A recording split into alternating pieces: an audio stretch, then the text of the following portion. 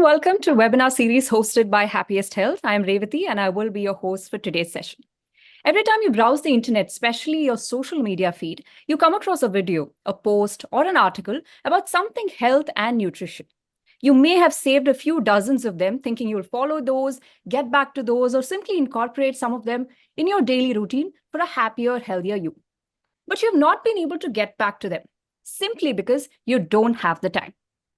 That is the biggest concern that we're hearing from people around us who are not able to eat right, or find time to work out. We'll discuss that and more in today's session titled Finding Time for Fitness and Nutrition.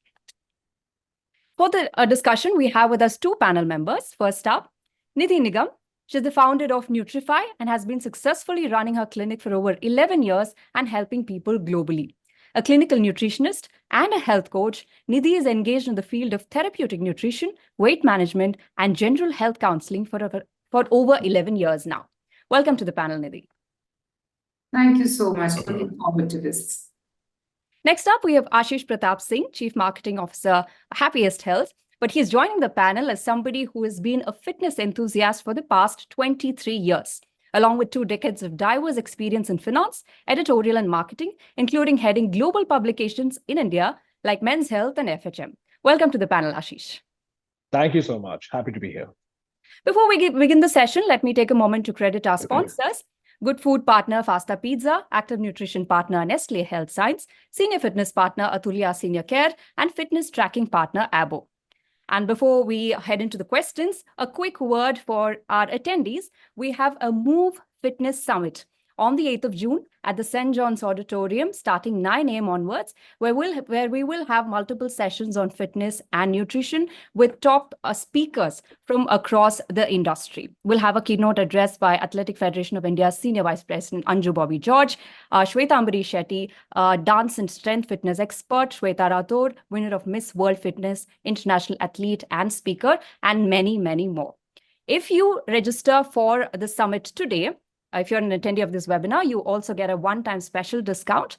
And here is the coupon for the discount, that is MW99, MW99. With that, we will begin our today's session, finding time for fitness and nutrition. First question, Ashish, like I said in my intro, a lot of people say, I want to take care of my health, I want to work out, I want to eat right, but I don't have the time. You've been working out for 23 years now. How do you find the time? Actually, I would like to start by saying that, if you want to, you'll find a way. If you don't want to, you'll find an excuse. So if it really needs to come, from within, if you really want to have that passion and you really see the importance for fitness, you will find the time. And fitness is such, it does not require hours and hours to be slogged out at a gym or any sort of a workout. It can be fitted very easily in anybody's busy schedule. Weekends are relatively free for everybody. I did find the time when I wanted to really weave into fitness, because I have always been an evening workout kind of a person. However, the work demands have been such of late that mornings have been the best time. So one should be able to figure out a very set routine and give it enough importance to be able to give it enough time. Let it not be the appendix, which can be easily cut out. And I'm sure you'll be able to find the time for it too. All right. Nidhi, my next question is to you. A lot of people tend to miss breakfast. Again, no time. You're rushing for work in the morning or whatever commitments that you have, you tend to skip breakfast. How important is this first meal as far as nutrition goes and as far as health and fitness goes? Well, see, that's a very good one, because I see this pattern from school going till the corporate boards, right? So everybody is hard pressed for time. And as rightly put across by Ashish, if you want, you would find a way, else you would find an excuse. So breakfast is the most important meal. Now understand the science behind that. So you've had your dinner, and then there's been a break of about 10 to 12 hours, and your glycogen stores are depleted. Now, when you skip this meal, there are multiple things that happen. Number one, You have impaired blood sugar levels because your glycogen stores are depleted after the whole night's fasting that you've gone through. So you're low on energy, plus you have, insulin haywire in your body. So number one. Number two, you are not able to focus and concentrate. Again, one, because there is sluggish metabolism. You've not kick-started your metabolism by not eating that. Number three, you're not able to focus. And more important, you would skip for whatever reason, whether you're hard pressed for time or you don't have the time to cook. You would end up overeating in the next meal. So you binge eat, you make wrong food choices because when you're hungry, and that's how the human mind works, at that time, you don't want a balanced meal. You want a meal which is going to give you a kick there and then. You want a meal which is going to, pick you up sorts. So you Absolutely. make wrong choices. Now, there are other group of folks as well who survive on coffee, right? So they keep suppressing, and then they either suffer from acidity or bad energy crashes, because when you consume caffeine, you're actually borrowing energy. It is not giving you fresh energy. Caffeine does not give you fresh energy. You're just borrowing your energy. So thereby, breakfast is of utmost importance. Whether you are, saying that you want to just have a milk and fruit on the go, as we call milk as a complete food, you can have milk and fruit. You can have oats. You can have eggs. I mean, there are umpteen options if you want to have it. And I always tell all my patients, one, skipping meal is not a good thing. And on top of that, skipping breakfast is definitely setting yourself up for a failure in terms of productivity, in terms of energy, in terms of focus. So All right. very, very important to me. All right. Thanks, Nidhi. Mm. Ashish, my next question to you. You did say you don't need to spend hours in a gym, of course. But how much time should be kept aside for a good fitness routine? And how many days should a person work out? Does it differ from age to age? Has it been the same for you across the 23 years? Sure. So let me take it question by question. So global guidelines actually kind of outline that very definitely, and they say that about close to 150 minutes of moderately intensive workouts in a week, spread over days, of course, is a good enough benchmark. And that kind of, if you were to break that down, that comes to about 30 minutes of workout 5 days a week, and that is very, very easily can be included in anybody's daily routine. So that kind of ties up to what you had asked earlier. uh, uh, is it necessary, sorry, what was the second part that you asked? How many times in a week, which you've answered? And does it differ from age to age? Has it been the same for you across these 23 years? Sure. Does it differ age to age? Broadly, I would say it does not. And before I start ruffling feathers, what I really mean is that your once when you are in your late teens, early 20s, that's when you're hitting the prime of your strength, stamina, energy, endurance that you can really build. But that is the time when the body really needs conditioning. That is the time when people should start looking after their heart, the muscles, the joints. And if one gets into a good enough routine, then, and something that can be supported and can be held up, for life, then your body is also going to reciprocate and is also going to give you the support to be able to hold up an intensive workout. So what I mean is that the foundation of a good workout, of a good exercise regimen starts early and then can be upheld for years to come. And another thing that I would really want to highlight here is that after the age of 30, people begin to lose muscle mass at the rate of about 5 to 7% every decade. And which might not sound very significant, sounds marginal, but then it really is. It's something that people really sideline. This is something that one needs to really look after. Of course, there is regular wear and tear over the years, for your joints, for your muscle. All the workouts need to be age appropriate, need to be under the supervision of an expert, of a trainer, and of course should be run past the doctor. Absolutely. Like we always say here at Happiest Health, any doubt, reach out to an expert, reach out to a medical professional before you start Precisely. on those rigorous workouts. Right. Nidhi, before I get to the next question, attendees who are sharing your questions in the Q&A, please know that we will take up the questions after the sessions, but please keep the questions coming.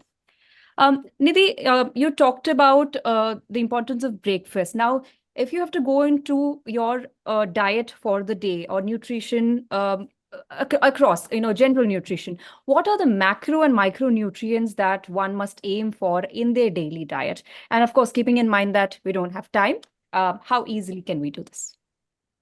So first and foremost, what I always tell people is that stop looking at food from the lens of macros and micros. Okay? It spoils your relationship with food. You develop fear of food. You're always counting, or you just so I don't know how many of you would have heard this term. Now there's a term called orthodoxia. So we had anorexia, we had bulimia, now we have orthodoxia, where your mind is always preoccupied thinking about every morsel that you put in your mind. Is it healthy or not healthy? So that sort of spoils your relationship with food, and which is why we see a steep rise in eating disorders. Having said that, yes, micro and macro both play a very important role. So you have carbs, protein, and fats. If you want to know the calculations, then we say about 20 to 22% of fat, which is visible and invisible, that contributes to your diet. And depending on what phase of life you are at, or what kind of metabolic disorders you have, what kind of life you have, 50 to 65% of carbohydrate, majorly complex carbohydrate, avoiding simple carbohydrates, and the remaining is your protein. The other way to calculate protein is 1 gram of per kg body weight. Now, when I say per kg body weight, I want everyone to understand that this term has been used very loosely. It is your ideal weight. So if you are 110 kilograms, you don't need 110 kilograms of protein. 110 grams. You need 85 kilogram. Perhaps that's your ideal weight. So basically, it's the 1 gram per kg of ideal body weight. Okay. Now, coming to micronutrients, you need them in minuscule quantity, but they're very, very important. They're actually more important than your macros. Macros is something that you would get. You're eating bread, you're eating sabzi, you're eating eggs, you're eating pulses, you will get your macros. But micros, now there are micronutrients like vitamin A, D, E, K, which are fat soluble. Then you have vitamin C and vitamin B groups, which are water soluble. Now, some of them get destroyed while cooking, while storing. Thereby, it is important to focus on your micronutrients, your minerals like your calcium, your selenium, your iron. These are very, very important for all the enzymatic reactions to happen in the body, and for your carbs, protein, fat to derive the energy from there, you need your micronutrients, and thereby you should focus on them in the form of eating more fruits and vegetables, in the form of avoiding a lot of ultra processed and junk food. One very good way to get your micronutrient is to have a glass of vegetable juice. Make sure that you eat a rainbow, which is about 4 to 5 colors on everyday basis. So if you do that, and then I always go back and tell my patients, look at a plate in your mind, learn to visualize your plate, divided it in 3 portions. So half of your plate goes to raw vegetable and cooked vegetables, so non-starchy vegetables and your salads. Then the other quarter goes to protein, which can come from dairy, from pulses, from lean meat, from eggs. And the last quarter goes to your carbs in the form of complex carbs, where you can look at your millets, your unpolished rice, your rotis, potatoes, pastas, all of that come there. If you're looking at your plate like this, you would get your carbs, protein, fats, mineral, vitamin, everything. Does that answer your question? Yes, it does, Nidhi. Just to quickly clarify, you said 1 gram protein per kg of ideal body weight, and by ideal body weight, you mean the weight that a person is supposed to be as per age and the height, correct? Absolutely, Oh, absolutely. okay, all right. I think the takeaway for me there is, don't think too much about the components in your plate, but have a variety of food. If you're confused, that's a simple thing. Have a variety Absolutely, of food. absolutely. Yes. Thanks, Nidhi. Ashish, while we talk about finding time for fitness, I think we'd also like to tell people who are starting off on their fitness journey, how practical and easy is this image of a fit individual that we see in pop culture. For the idea of a fit individual in pop culture is someone with a six-pack abs. How practical and easy is this to achieve, and what should one think when they start off? So funny that you asked that. In fact, I have had a couple of gym starters walk up and talk to me and said that, "Sir, we want to look like a jockey model." I mean, that is the image that they have, and that's exactly what you're talking about. How hard is it? How tough it is to get to? I'll answer that in a minute. But whether is that the ideal image one should have when they're starting on the fitness journey? Absolutely not.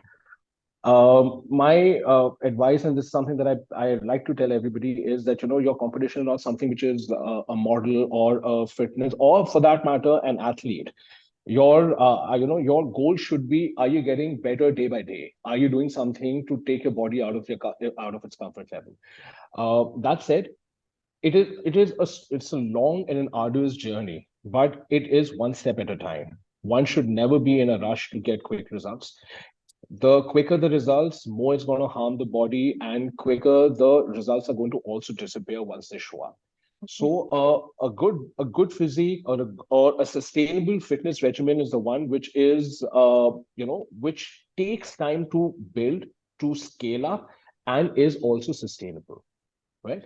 That's it. And if you were to talk about abs in particular, uh, I would always say this, that abs, more than the gym, abs are made in the kitchen. What you're doing to the abs or to your physique is only for about an hour and a half in the gym. But what you're doing to your body for the rest 23 and a half hours is far, far, far more important. Right. Right. I think that's a good line to tell people to eat healthy. Your abs are not made in the gym, it's made in the kitchen. Thanks, Ashish, for that perspective. Nidhi, intermittent fasting versus skipping a meal. What's the difference, and is intermittent fasting credible? Or does it show results? Neither of them are credible, honestly. Okay, so who made IF? Now we've put everyone in one window, 16:8. Who decided? Why not 15? Why not 14? Why not 12? So, as I always tell everyone, that nutrition is very, very individual.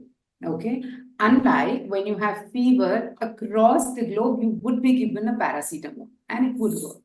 Nutrition does not work like this. The food that's working for me may not work for you, or vice versa. So whether it is IF or skipping a meal, obviously that's a big no. First, you have to look at sustainability. Now, I'm basically now covering IF.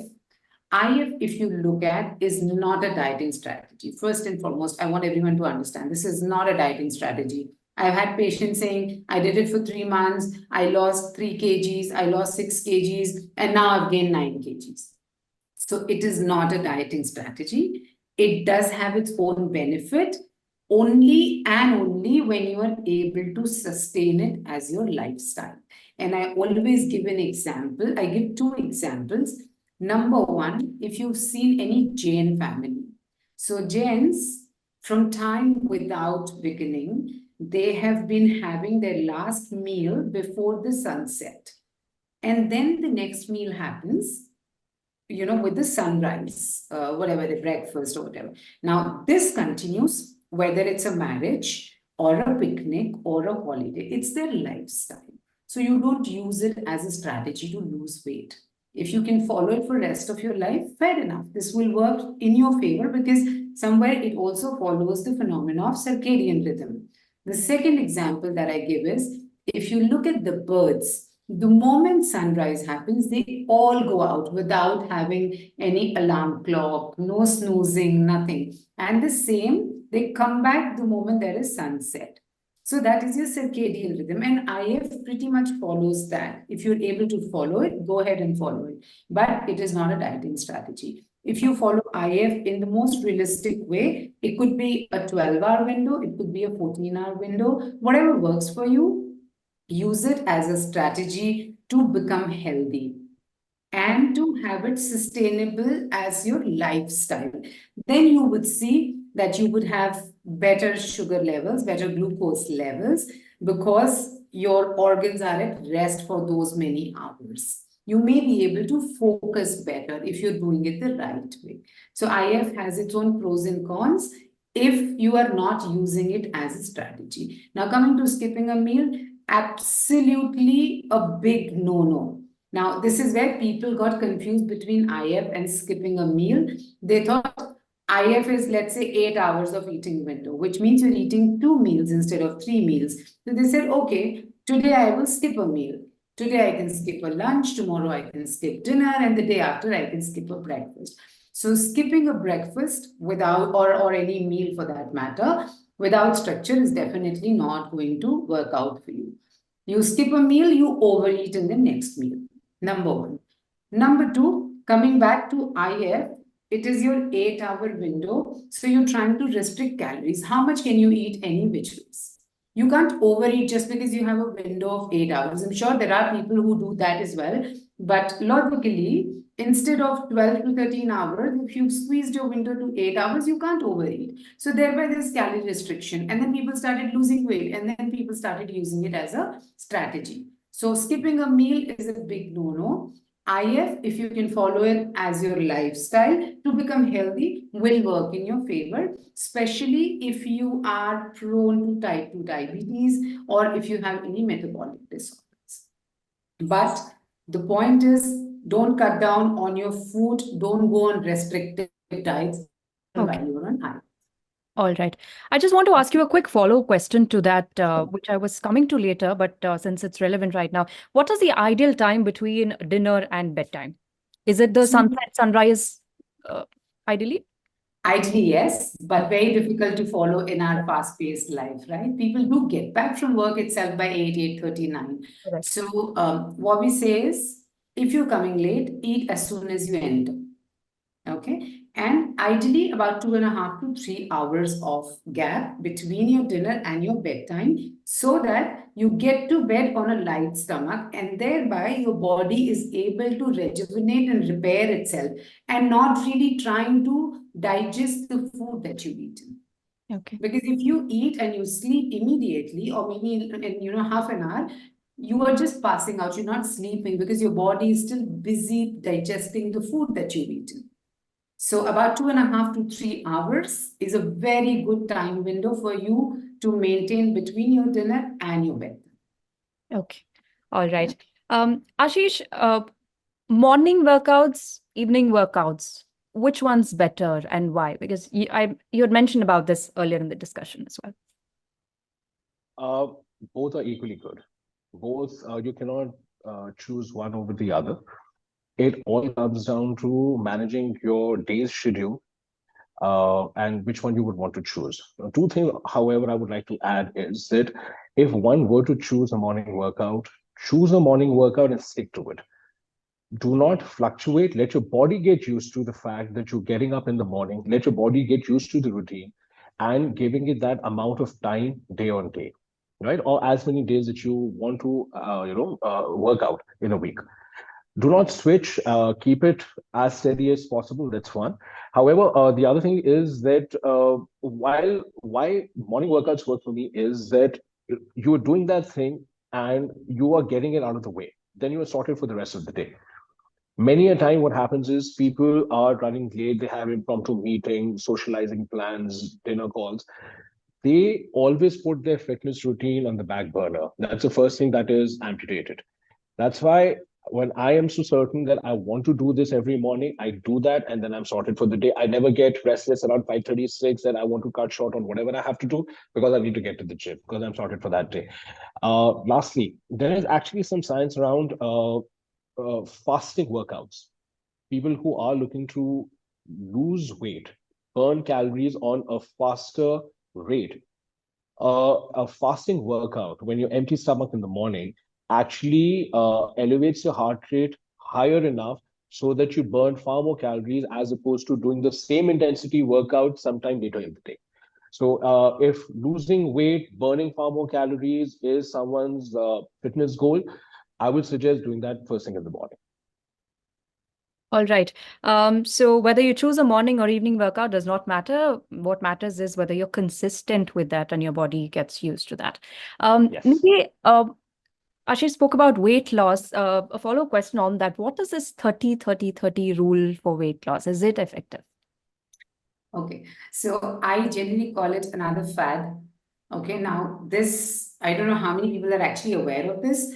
The concept is you eat 30 grams of protein within 30 minutes of rising, followed by 30 minutes of low intensity exercise. Now, first question that everybody needs to ask is how sustainable it is. Number one. Number two, eating 30 grams protein, which means if you are somebody who relies on natural sources of protein, you need to have quite a lot of food. And getting up and within 30 minutes, you need to eat that kind of a meal is quite a challenge. Number two, sustaining it in terms of if you're taking a protein shake, just to, let's say, so even if you take a scoop of protein shake, standard protein shake gives you about 20 to 23 grams, somewhere between that, which means you're taking 1.25 scoop. Which personally I feel, and honestly, there's no research proving that it is effective. There is some science behind that, and the science is if you take protein in the morning, it will keep you full for the longer period during the day. But is there any research proving that? No, we don't have any research on human. Going back to Ashish's point, he made a very valid point that if you're trying to lose weight, go on a fasted state. Because you've already depleted your glycogen stores. So now what are you going to attack? You're going to attack your fat stores. Now, if you go with a 30 grams of protein, minimum calories that come with that is about 150 to 175 calories. So sort of, if you're trying to lose weight, you've spoiled the game there itself. So one, I feel it's not sustainable. Two, it's not backed up by any research. To be able to lose weight sustainably and not get it back is to follow a balanced diet, work out on daily basis, and maintain consistency. Trust me, that works in the longest run for all age groups. Okay. Balanced diet, be consistent, and make sure what you're choosing is also sustainable. Thanks, Nidhi. Ashish, we talked about the popular image that is there and what they should not aim for when you start off with fitness. What are the other common mistakes that you see people who start off their fitness journey making? Now, finding time, we'll somehow find time, but also there are a lot of things that people tend to do in the wrong way when they start off their fitness journey. What are the things that you've noticed or things that you've learned over time that this is wrong? So unfortunately, one tends to notice the wrong things far more happening than the right ones. So actually, I can hijack the rest of the webinar just talking about all the things that go wrong. But nonetheless, I'll keep it short. One of the things that really does go wrong, most prominently, is people running after fads. And that happens a dime a dozen. There is a new fad exercise out. There's a new fad, how to get your abs in 2 weeks out. There is this new how to lose 5 kilos in a week out, and everybody is rushing after it. I have realized one thing after more than 2 decades of working out. I do not know the efficacy. I'm not even challenging it. Just that if you have something which is slow and steady, stick to it, and it will give you results and benefits for years to come.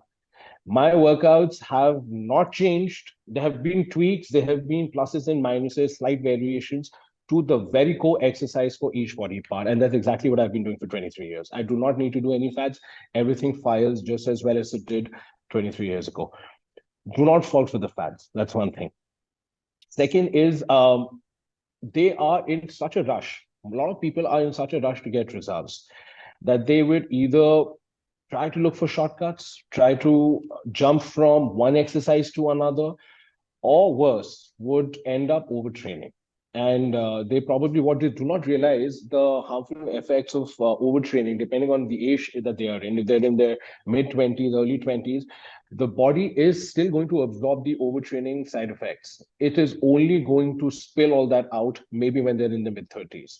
Your joints are going to be overworn out. Your muscles are going to be beyond repair. Your tendons are going to be tender for life. The list goes on and on. Overtraining is another thing that needs to be really highlighted here. Um, Another point, which is that people tend to believe everything that comes their way. They would go with a gym buddy who is a month older than them to fitness, and that person becomes quote unquote a fitness expert. They do not rely on expertise. They do not rely on fitness trainers who have certified themselves, and they are the ones who should be training them. Everything is available on Google. They are very good with Googling everything, and more often than not, landing with wrong advice. Also, very, very important, people are looking to cut down on the workouts as much as possible, right? Because everybody is stretched for time. So, where one would ideally work out for an hour in the correct manner, they would want to work out for, say, 45 minutes. What happens is that they tend to cut down on the warm ups and the cool downs. Before the workout, the warm-ups are so important. After the workout, the cool downs are so important. So these are the commonest mistakes or errors that I usually see, and I tell as many people that I can. But yes, I would like to tell this to more and more people, is what I would say. Okay. I think the other mistakes, probably a couple of years down the line, few years down the line, you realize it. But if you don't warm up and cool down, I think the results are seen the very next day and the next couple of Yeah, days when you're taking down the stairs or just precisely, lifting precisely. something. Yes, thanks, That is Ashish. true. Nidhi, same question to you in terms of diet. What are the common mistakes that people make when it comes to their diet when they start their fitness journey? Then now the aim would be to lose weight or build strength, whatever it may be. When they start off on a fitness journey, what are the most common mistakes people make in terms of their diet? Yeah, so like Ashish said, they start overtraining and at the same time they start undereating. So there is massive restriction.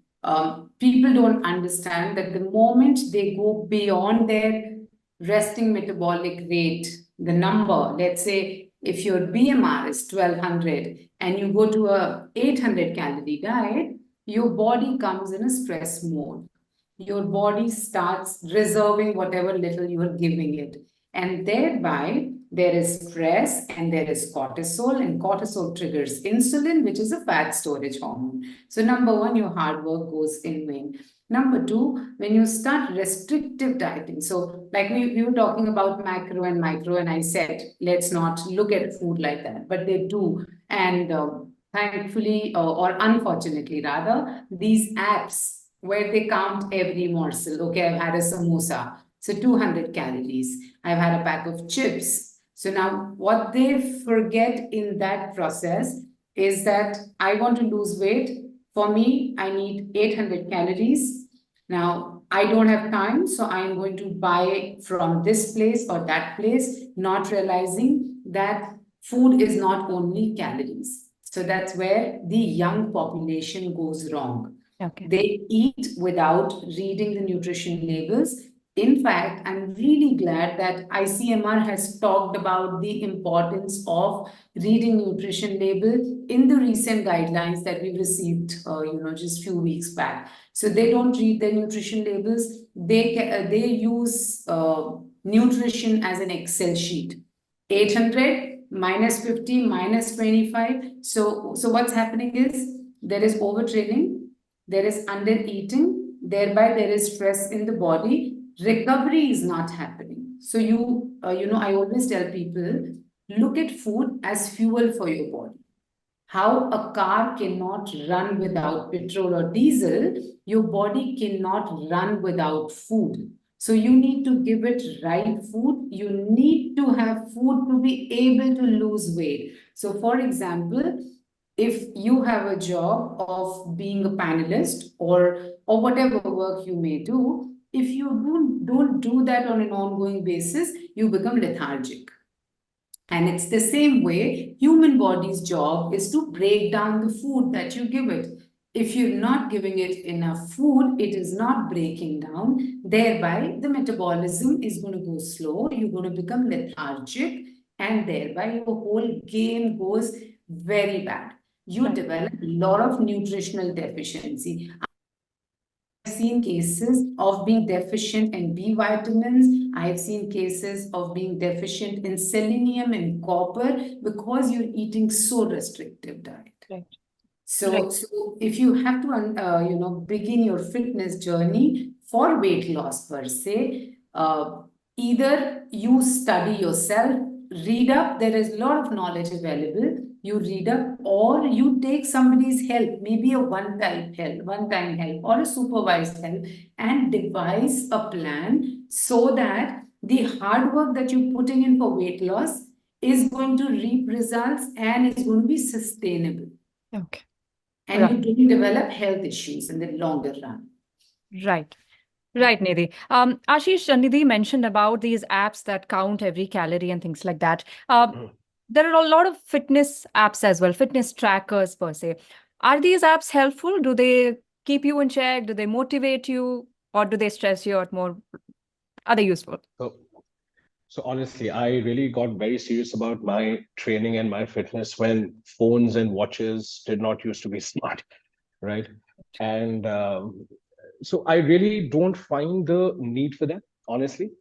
But now that I do have a fitness tracker strapped to my wrist, it's a nice habit to keep an eye on the heart rate going up and down while I'm working out. But that's about the only thing that I use it for, especially because I am mid 40 and I would like to keep an eye on my heart rate.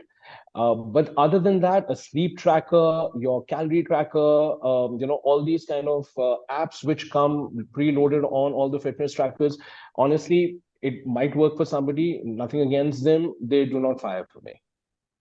Okay. All right. Yeah. Um, Okay. yes, Ashish, you were saying? No, nothing at all. That's Okay. all that I had to add. Okay. All right. Before we move on to the next question, let me quickly remind our attendees that we have a Move Fitness Summit on the 8th of June, scheduled to take place at the St. John's Auditorium in Bengaluru, 9 a.m. onwards, where we will cover multiple angles of fitness and nutrition. And we have top speakers from the industry who will cover a very variety of topics like finding time for fitness, muscle and bone health, fitness and weight management. There's a panel discussion on injury prevention and exercise regimen, dance movement session, and a lot more. And if you're registering for the session, use the code MW99. It's a one-time special discount for today. The code is MW99. My colleague will share the registration link in the chat box by the end of the session, where you can click and register for the summit scheduled to take place on the 8th of June. With that, moving on to the next question. Nidhi, you talked about protein, carbs, fats, balanced meal, a variety of food, colorful foods that one should consume. What about water intake? How should people increase their water intake and the importance of that? Okay, so again, first, like I say, we had a pandemic and now we have an infodemic, which is, there is so much of information out there that people are racking their brain. Somebody's saying, should I drink 40 ml per kg body weight? I said, where did you get this from? Said it's available on internet. Somebody says drink 4 liters. Somebody says, no, don't drink. Your kidneys will take a toll. So hydration is very important. And the best way to know that you're hydrated, look at the color of your pee. If it's yellow, which means you're hydrated. If it's absolutely clear and transparent, that means you're overhydrating yourself. Your urine color should be pale yellow, which means you're hydrated. Now, how do you hydrate yourself? Number one, drink water on rising. So as you brush your teeth for your oral health, when you drink a glass of water or 2 glasses on rising, you're actually washing out the toxins, the metabolic waste that is accumulated in your body overnight. So that's the first thing to start. And then as and when the day progresses, depending on the kind of weather that you're living in, you could have plain water to coconut water to buttermilk to rasam and to soups. If you're not feeling the thirst, don't unnecessarily force yourself to drink water. On an average, target about 8 to 12 glasses of liquids, barring the tea and coffee. The only rule that I tell people, if you're having tea or a coffee, then a glass of water has to accompany it, because tannin and caffeine both dehydrate your body. Barring that, see, become a little mindful, become a little intuitive, and know when you really need to hydrate yourself. Don't pressurize yourself for hydration. Anywhere between 8 to 12 glasses of water, or liquid rather, is good enough for you to be hydrated. If you're working out extensively, you could add either an electrol or a effervescent tablet that you get, if you're sweating excessively, that is, just to replenish your electrolyte loss that you're facing. Otherwise, 8 to 10 glasses of water is good enough. Right, 8 to 10 glasses on an average. Again, depends on your activity levels and how thirsty you are. So drink when you are thirsty. Yes. Ashish, indoor workouts, outdoor workouts, which one is better? Is there something like that, that one is better than the other? And why? In Bangalore, it started raining. In Delhi, it's 48 degrees. So you can't really step out. So mostly indoor workouts, I think, for these two cities. But generally, which one's better? Speaking of Delhi, yes, Delhi is burning at 48 degrees, but which is only now. It is polluted all year round. So outdoor workouts in Delhi is a big no-no as this. With Yes. that said, with that said, workouts, be it indoor or outdoor, according to me, is a completely personal preference.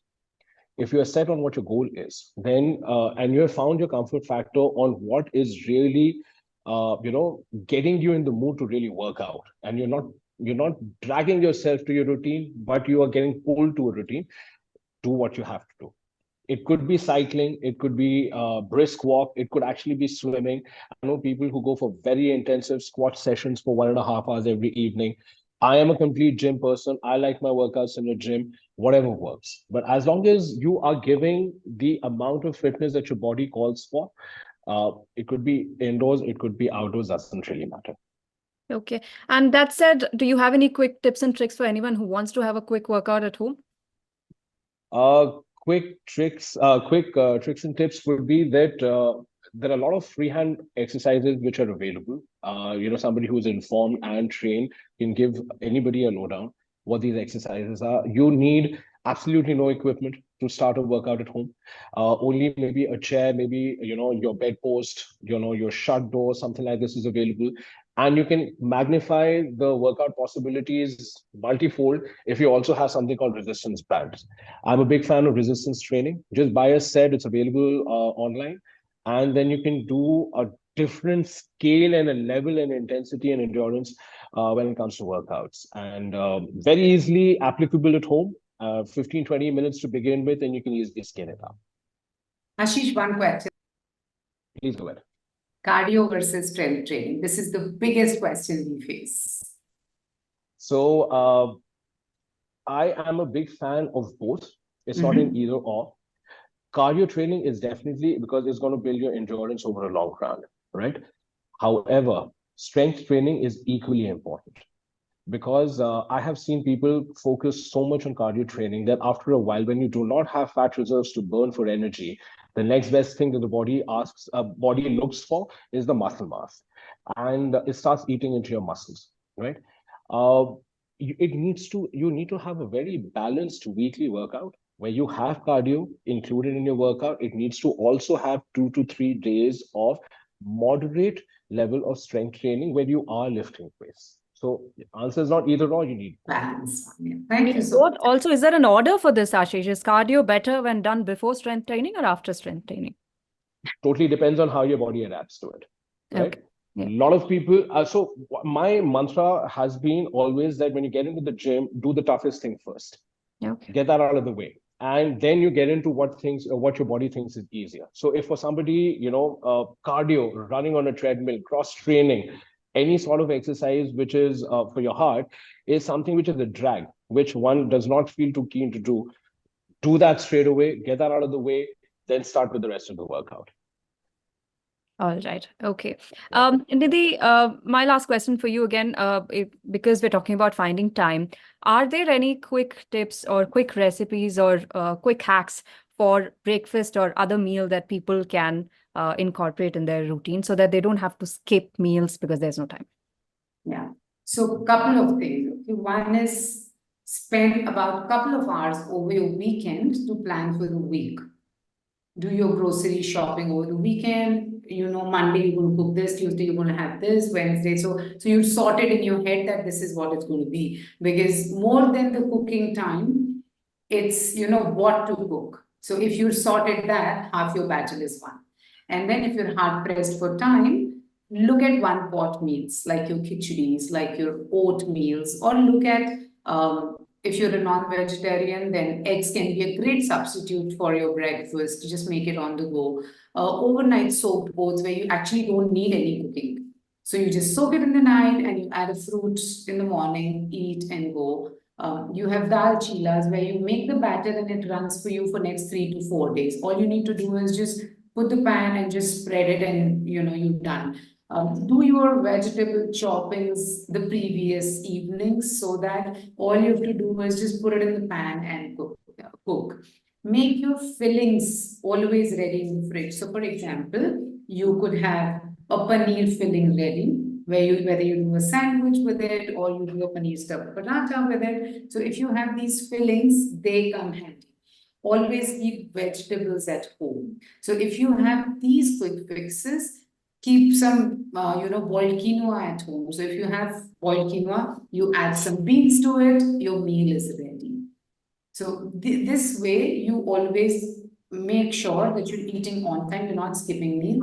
Also, just the way people do it in the West, while I know people who believe in Ayurveda will curse me for this, but I always tell them it is better to cook in lots and then use it over a period of 2 days rather than eating out in a restaurant. So you cook dal and you freeze it and then take out as much as you need, do a tadka and you're good to go. So these are the things that has worked really, really well with my clients. All right. Before we get into the closing remarks, we have questions from our attendees. We have another 7 minutes before we close the session, and we have 7 questions. First question, I have hypothyroidism and I'm on treatment. I've been trying to lose weight, exercise in the gym, and eat carefully. Some change in measurements, but not even the slightest change in weight. Now for over 4 months. What am I doing wrong? Either of you can take this question. All right. From a diet perspective, don't always look on the scale. That's not the best way to see your improvement. If your energy levels are better, especially if you are dealing with hypothyroidism, where your metabolism becomes sluggish, if you've seen a change in your energy levels, if your skin, hair, and nails have become better, especially in hypothyroidism, if you've shrunk in size, which means you're losing fat and building muscles, you're on the right track. So don't get fixated or with the number on the scale. Look at other aspects as well. Now, the other thing is you need to look at your diet in a very holistic manner. Are you eating a balanced diet? Like how we discussed, looking at your plate, do you have all those components in the plate? And if you do this with consistency, with hypothyroidism as well, it is very, very easy to lose weight the right way, lose fat rather. Okay. All right. Ashish, would you like to add there? Absolutely. So, in fact, even when this person is talking about the workouts, the golden rule again with workouts is always keep your body guessing, right? I do not know this person who asked the question, how often has he or she changed the workout, how intensive the workout is. You have to push your body. It's as simple as that. As soon as the body gets into a comfort zone, it plateaus. You need to change the workout, you need to change the intensity, you need to bring it down, take it up. So advice is change the workout, seek help of a trainer.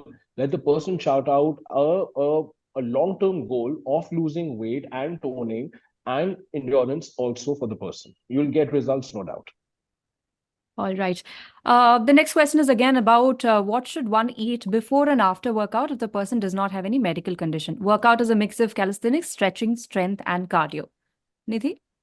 Yes. So depending on your hunger level, there are people who work out very well on a fasted state, and there are people who need something before their workout. Depending on what is your goal, you could have a banana, you could have a quick oatmeal, you could have egg whites, so that gives you energy.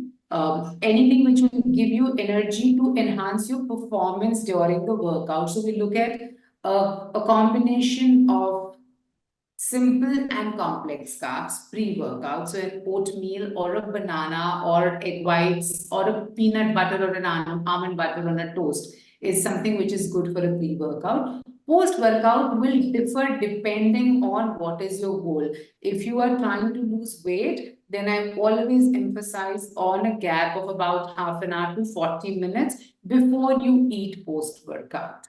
Okay. If you are an athletic person, if you are into endurance or preparing for anything, then a protein shake, if you take one post-workout, is a good option, followed by your breakfast. If it's general workout for good health, give a gap of about 25 to 40 minutes and have your normal meal. So if you're working out in the morning, come back from your workout, relax for a while, and go ahead and have a normal breakfast. Okay. Since you mentioned about protein, there is a question about that as well.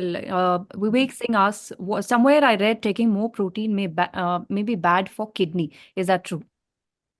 No, again, so that's a myth. As long as your kidneys are functioning well, and how much is too much? That is something that you need to decide, right? And what is the source of your protein? It has to be a balanced protein. There has to be diversity in your diet.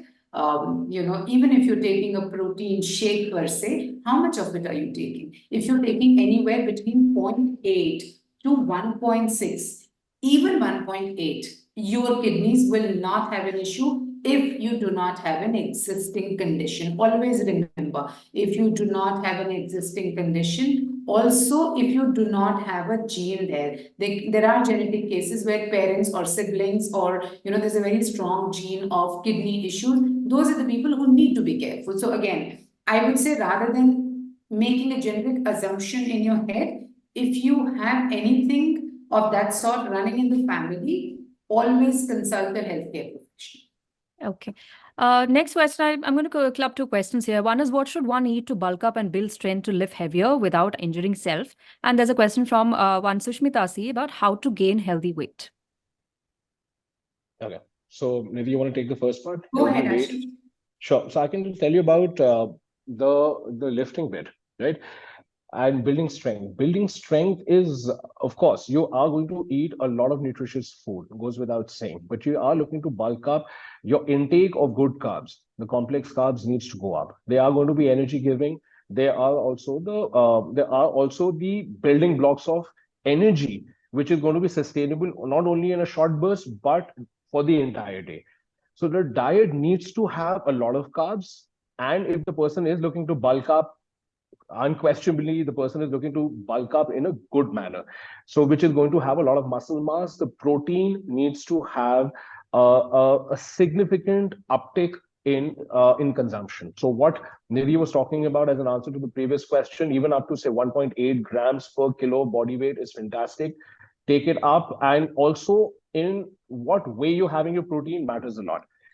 Building strength is a direct result of the kind of exercises that one is doing, the kind of fitness routine that one is following.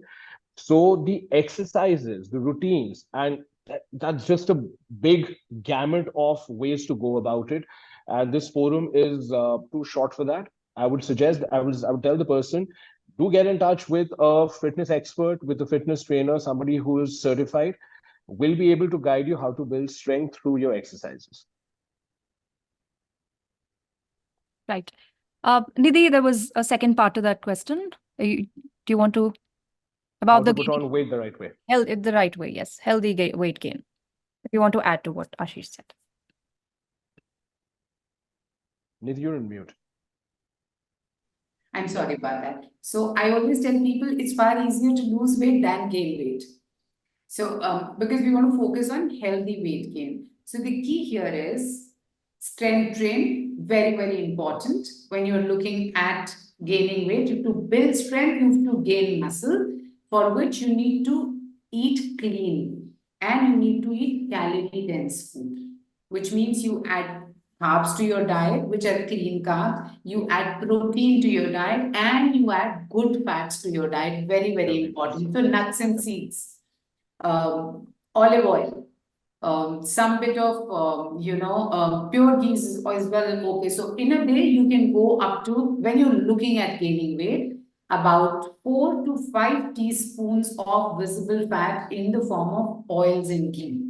That's your max. You can't do the deep fried chola bhaturas and pizzas and cheese and all of that. And start your day with nuts and seeds. So when you start eating calorie dense food, one, you start lifting well, you start building strength, and you start gaining weight over a period of time. Like how we see in weight loss, where I see, let's say, about anywhere between 300 to 700 grams in a week. Weight gain does not happen so soon. So you need to be patient with eating right, with eating calorie dense food and working out, especially from strength training perspective, and make sure that you're adding fruits and vegetables to your diet. Okay. Nidhi, a follow-up to that, does that reduce your craving for junk food? Because a person here has asked, how does one reduce eating junk food? I find comfort in food and cannot stop eating spicy food whenever I'm stressed. So does this eating right actually reduce that craving? It does, but emotional eating is a very different ballgame. You need to work here. Okay. Yeah. We all need to work in our head, and we need to condition ourselves like that. Now, who sort of brought that thing that when I eat this, I feel comfort? Because there are chemicals and preservative and things in that food which stimulate you, where you start feeling better. So how do you get rid of this? Is you to start distracting yourself. Okay. Now, if you crave for spicy food, you need to make sure that you have some homemade alternatives for that. Rather than reaching out to a pack of chips, make a namkeen at home, which could have makhanas in it, which could have peanuts in it, which could have puffed rice in it, beaten rice in it, and with a lot of spices. So you need to work your way around. And the moment you feel stressed, follow deep breathing. And what really works for most of the people is a box breathing, where you inhale and then you hold and then you exhale.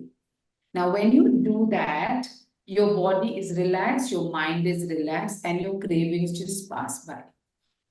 So learn to do that. Eating spicy and or sweet or any kind of food to comfort yourself is not good for your health. That's how you need to condition yourself. And I'm not sure, you've not given us more details. There could be a possibility that you're not eating your meals on time. There could be long gaps, there could be skipping of meals, and that could also be the reason of leading up to comfort eating. So look at it in a very holistic manner. All right. It's time for us to wrap up, so we will not be able to take any more questions. We request the attendees to send across the questions to our team so that we can send it to the experts and get them answered for you. Or you can meet us during the fitness summit scheduled to take place on June 8th at St. John's Auditorium in Bengaluru from 9 a.m. onwards. Ashish, I will close us with one last question. Actually, we time and again say, reach out to an expert, reach out to a qualified professional to guide you and advise you on what to do and what not to do. But there is a question that one of the attendees asked: how do we choose which fitness related guru trainers advice to follow when the internet is so full of confusing information? Absolutely. So it's a very valid question, and it's a pressing question at that. So the person who is going to be following some sort of a fitness routine, right? Do write to Happiest Health. We have an entire army of specialist researchers who are writing on fitness, and we can put the person through to the right kind of a fitness expert who will be able to give the right kind of guidance. We also have Ask an Expert section on our website. Person can actually write in with their questions, and we can get it answered by very credible experts also on fitness. That said, and if person is looking for any other source of information, your local fitness center, your local club needs to have certified fitness trainers, right? And ask them openly, what is it that you have certified in? How valid is it? How many years of experience do you have? How many people have you trained? Can I speak to people who you have trained over the last many months? This is a question of your own fitness. Please be very open with asking these kind of questions. Tell the fitness experts what your fitness goals are. Let the person tell you, the expert tell you whether the person can help you with your fitness goals or not. Somebody might be an expert in making people lose weight. Somebody might be an expert in making people train people for strength training, for competition training. Trainers also come in all shapes and sizes. Please, so be wise in the one that you choose for yourself. All right. Nidhi, any closing remarks from your side before we close this? Sure. So it was a very nice and very engaging session. I want all of attendees to remember, whenever you want to start your fitness journey, or if you're already at it, eat a balanced meal. Always look at your plate and see if you have everything that we discussed. And at the back of your head, always remember and always question yourself, is it sustainable? Whether it is workout or it is your diet. And remember, you're doing it for your health, not for the number on the scale, not for looking a certain way. Of course, you can work for it, but don't let it sort of drive you there, because we see a lot of eating disorders, a lot of health issues coming up. So work on your health, and then weight loss or abs will become a byproduct of this. All right. Thank you so much, Nidhi. Attendees, those of you who have asked a few questions that we've already answered during the session, in case you've missed that out, we will have a recording of the session uploaded on Happiest Health YouTube channel by tomorrow morning. So you can check that for the answers to your questions as well, because our experts here have covered, as many angles as possible on fitness and nutrition. And if you'd like to know more, you can join us at the Fitness Summit scheduled to take place on 8th of June at the St. John's Auditorium in Bengaluru, starting 9 a.m. onwards. The registration link has been shared in the chat box. And if you're registering today, you have a one-time special discount, and the discount code is MW99.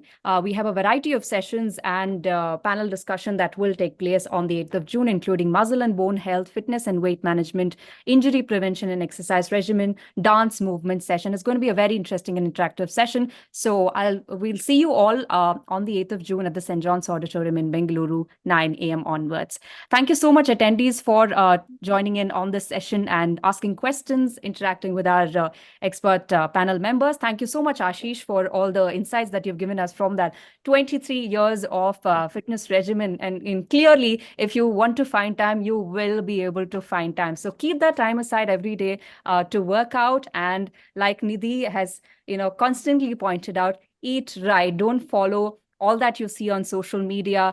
Be practical, be consistent, pick up a routine that is sustainable, and pick up a routine that suits you. Look at your plate, make sure that there are variety of food, variety of colors, and don't think too much about what you are going to eat and what you are eating. Thank you so much, Nidhi, and thank you, Ashish, for joining in on the session and sharing your insights. My It was pleasure. an extremely interesting session. Thank you so much. Thank you so much. Thank Thank you so you. much. Thank you. It was a pleasure.